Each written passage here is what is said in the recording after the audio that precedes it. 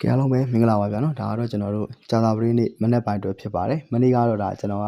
ဒီ44-5ကိုတော့ဒါမနက်ကအတိုင်းပဲပြန်ဆော့စီခြင်းလို့ဒါထားရလိုက်တော့အရန်လေးပဲဖြစ်သွားတာပေါ့နော်ကျွန်တော်ဒီကတော့ဒါဂရုကတော့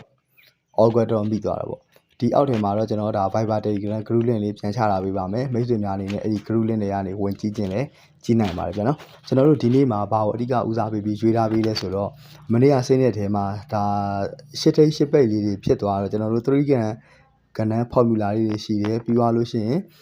ကျွန်တော်တို့ဒီရှစ်ထောက်ပြက် formula လေးတွေရှိတယ်အဲ့ဒီ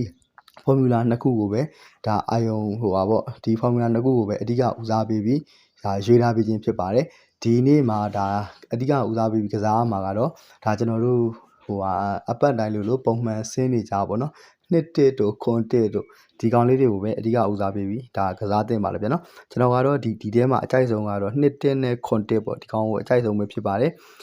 မွေးထိုးသင်းနဲ့မွေးကနန်းဆိုလို့ရှိရင်တော့ကျွန်တော်ကတော့26နှစ်တစ်ခွန်6ခွန်တစ်ဒီ၄ခွက်ကိုတော့ဒီကြံ၄ချိန်မှာမွေးထိုးစေချင်ပါတယ်ဗျာနော်အဲ့ဒီ၄ခွက်ကတော့ဆင်းဖို့ရှိပါတယ်26နှစ်တစ်ခွန်6ခွန်တစ်ပါဗျာနော်အဲ့ဒါကိုတော့မိတ်ဆွေများအနေနဲ့မွေးထိုးခြင်းတော့မွေးထိုးနိုင်ပါတယ်ဗျာနော်အားလုံးပဲအဆင်ပြေကြပါသည်ဒီနေ့လည်းပါဖြစ်တာကျွန်တော်တို့ထပ်ပြီးတော့ awkward ထပ်ပြီးကြပါဗျာနော်အားလုံးကိုကျေးဇူးတင်ပါတယ်ဗျ